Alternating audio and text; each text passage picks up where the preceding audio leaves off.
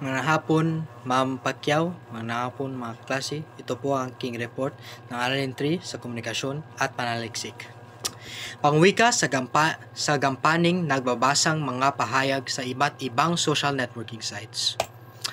Ang mga social networking site o SNS ay mga website at app na nagpapahintulot sa mga user na lumikha ng mga online na profile, magbahagi ng impormasyon at kumonikta sa iba. Ang napapahayag na katangian ng mga social networking site. Ang mga social networking platform ay nagsisilbing pangunahing lugar para sa mga individual na ipahayag ang mga personal na opinyon, magbahagi ng mga aktibidad, magkwento ng mga karanasan at ipahayag ang iba't ibang aspeto ng kanilang buhay. Higit pa sa textual na nilalaman ang paggagamit ng mga visual na pahiwatig tulad ng mga emoticon at tamang bantas na makakabuluhang nakakatulong sa mga pagpapahusay ng pag-unawa sa paglilinaw ng tono at layunin ng mensahe. Ang isang kampansin-pansing katangian ng paggamit ng wika sa mga social networking site ay ang madalas na pag-aampon ng mga salita mula sa mga banyagang wika. May 5 kategorya ng pangwikang gampaning. Nakikita natin ng social networking site. Representative, directive, commissive, expressive, at declarative. Halimbawa o kasanayan ng representative ay sabihin, isulat, isaysay, ipahayag, at garawan. Ng directive ay pamungkahi, pag-uutos, at pagkikiusap. Ng commissive, pangangako at pananakot. Ang expressive, pagsasalamat, pagkikiramay, pagbati, at pagtanggap. Halimbawa nito nasa networking site. Representative, na nagpapahayag ng mga paniniwala tungkol sa mundo. Sa tingin ko, kamangha-mangha ang bagong pelikulang iyon. Nagpapahayag nito ng opinyon. Ikalawa, ang init na panahon ngayon. Pag-uulat ng isang katotohanan. Nabasa ko na matindi ang tropiko na mamamaya. Pagbabahagi ng impormasyon.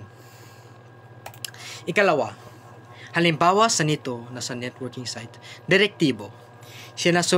Sinusubukang hikayatin ang isang tao na gumagawa ng isang bagay. Halimbawa, pakipirmahan po itong petisyon.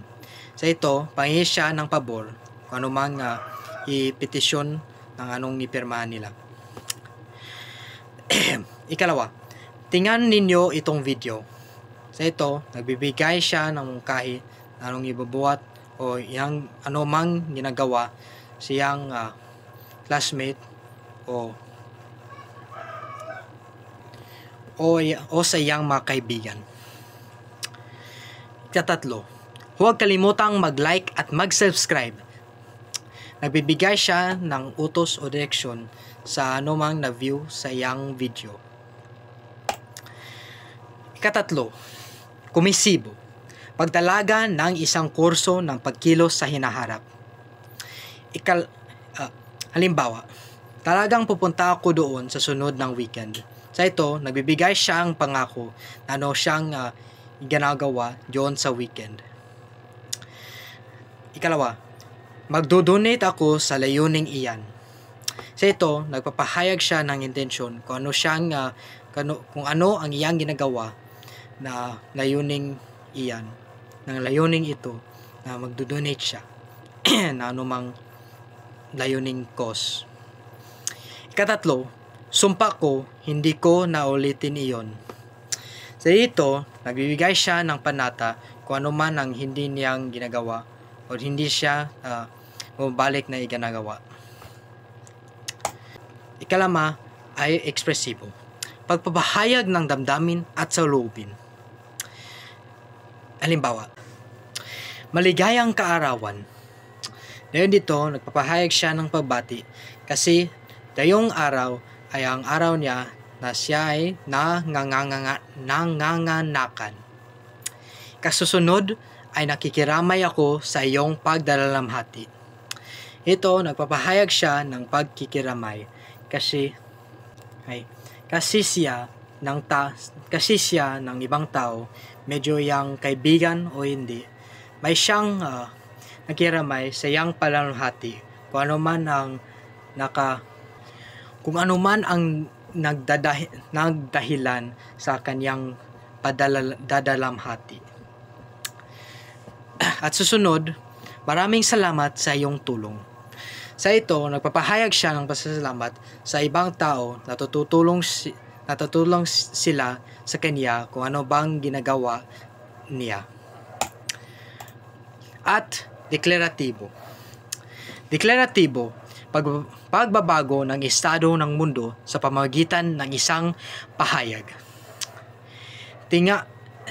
Ang unang halimbawa, tinanggap ko ang iyong friend request. Sa ito, mayang formal na pagkikilala na sa isang koneksyon.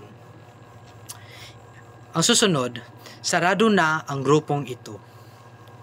Sa ito, napag-anunsyo siya na ang pagbabago sa estado ng group chat o ano yan. Susunod, wikang kolokyal at wikang teknikal. Ang wikang kolokyal ay rehistrong ito ay nailalarawan sa pamamagitan ng impormal na kalikasan nito na malapit na kahawig ng pang-araw-araw na pasalitang pag-uusap. Sa wikang teknikal, tumutukoy ito sa espesyal na bokabularyo na nauugnay sa mga partikular na disiplina tulad ng angham o teknolohiya. Halimbawa ng wikang kolokyal. Engek, isang slang ekspresyon na naghahatid ng sorpresa o pagkabigla. Chika, chat o usapan. Lodi, ito ay kabaligtaran sa salitang idol. Besh or beshi, nagmula sa matalik na kaibigan ay ginagamit sa mga malalapit na kaibigan.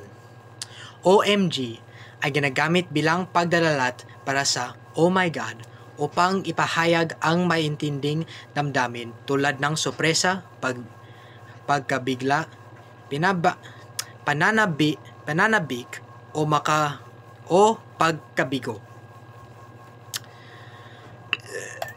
Halimbawa ng wikang teknikal.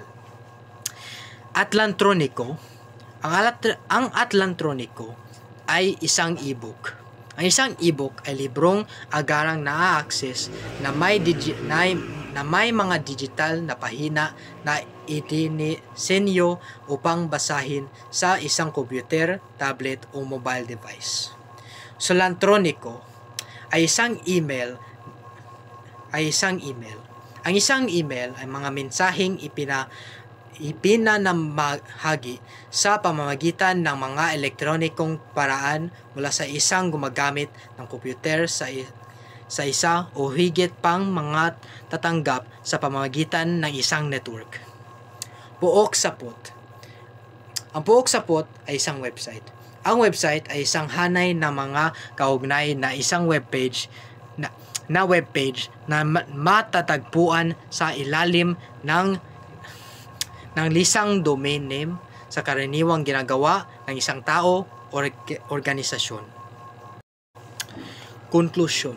Ang konklusyon sa report na ito ay sa buod, ang mabisang komunikasyon sa mga social networking site ay nakasalalay na sa pag-unawa sa kanilang natatangging kapiligirang linguistiko.